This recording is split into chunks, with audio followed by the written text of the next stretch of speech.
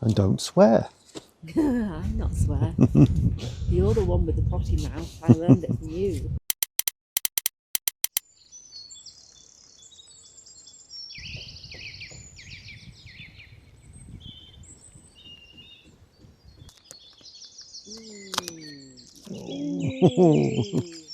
Go, I got it. Both ends.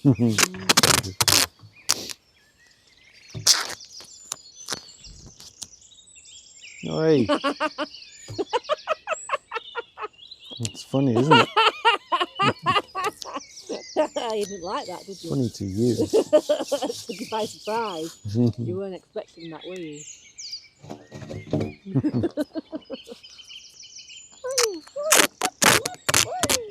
Right, I'll go put this one over there. All right.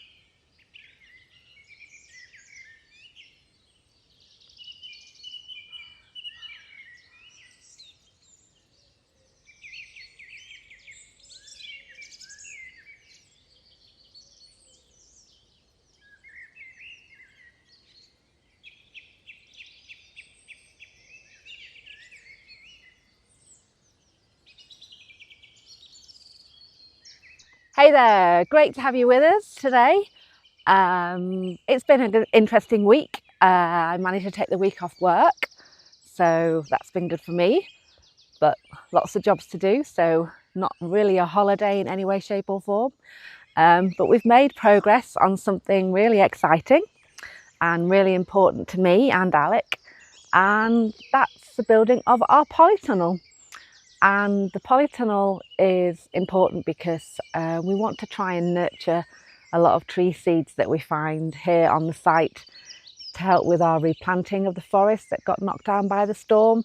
So having the polytunnel will really help us bring saplings along and care for them in like a managed environment. We have a lot of wildlife.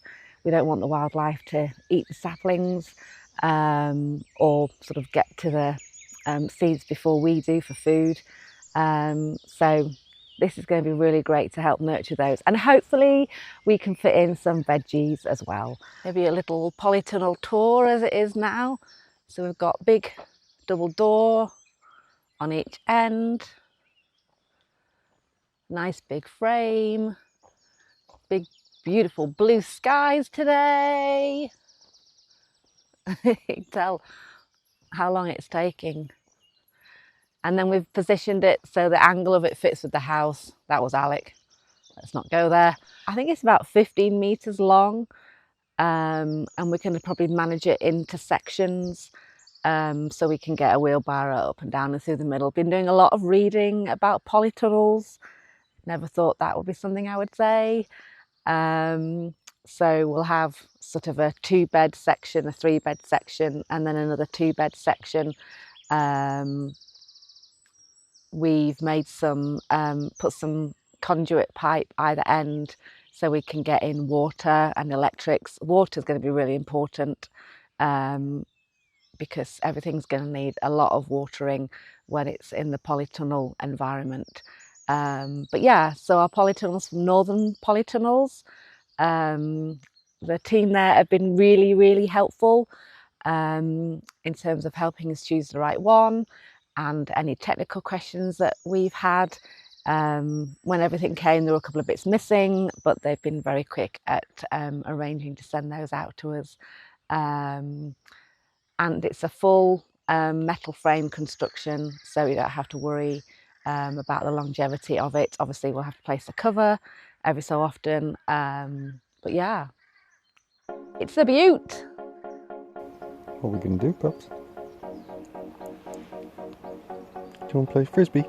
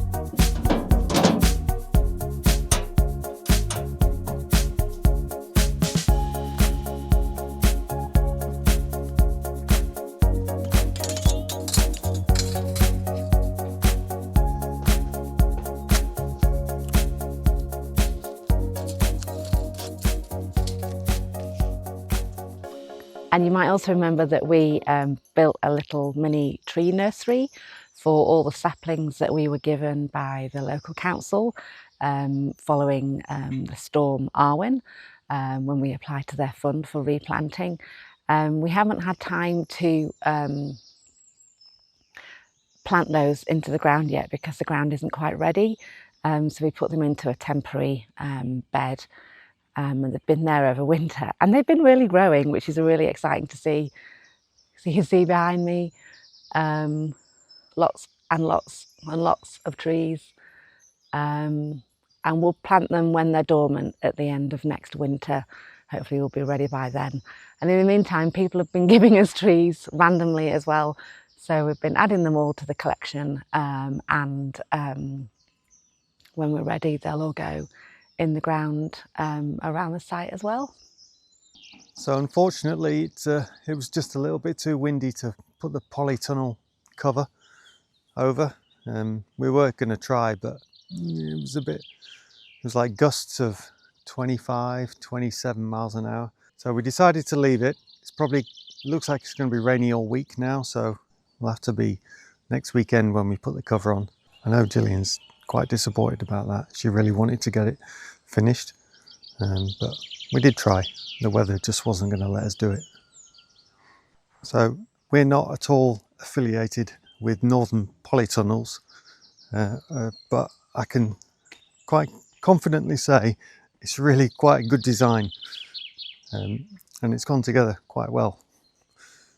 The only challenges we had were a few supply issues with a couple of parts missing, but as soon as we told them about it, they sent them out on like a fast delivery. So, you know, hats off to them. They responded quite well.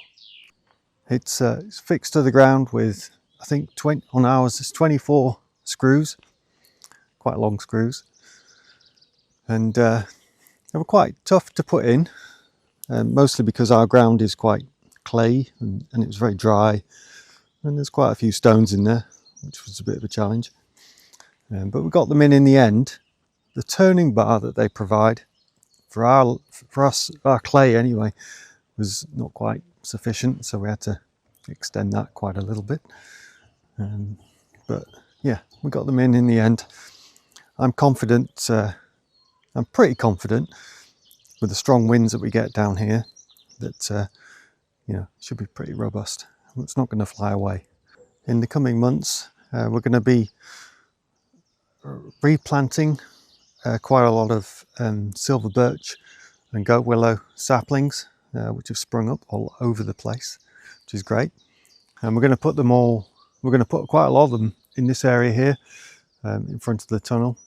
And it's going to be a brilliant windbreak for the prevailing winds. So it's going to be quite well protected. I think it's going to be pretty good. We got double aluminium slidey doors at both ends, and it feels pretty robust. No timber in this at all, so it should last quite a while. They've got their own oval profile hoops, which they make themselves, I understand. So it's a bit stiffer in the right plane, and probably a bit more lightweight, I don't know. And all the brackets and all the fixings and all the screws, they're all like a common size. So you only need one spanner, one Allen key, which is pretty neat, I think. In my previous life, I used to design medical instruments for surgeons and nurses, and usability and ease of use was sort of high up on the list of the requirements for design. I'd say this is pretty high up there. Usability was pretty good. So we don't really know exactly what we want in here, so we're just starting with these two raised beds. These are all milled by us, Douglas fir and spruce, and we've treated them all with linseed oil, raw linseed oil or pure linseed oil, which is from chia seeds, I understand, which is quite nice. There's no chemicals in it at all for quick drying or anything like that, so it'll take a few days to dry. We had also added pine tar into this one to see what that was like. Not so sure about that because it has a kind of a smoky pine tar smell. Might just do linseed oil, I think, on the ones going forward. These two have no base, so they're sat on the ground, and we're just going to line the walls with DPM just to get a couple more years out of these. We're going to build a few different versions of raised beds. We don't really know what we want just yet, but we've got the timber and we've got the means to make what we need, so we're going to have a go. Yeah, it's the obligatory end shot with the dog. Thanks for watching, everybody. We really appreciate your support and all the comments you share with us, and just that you're following our journey.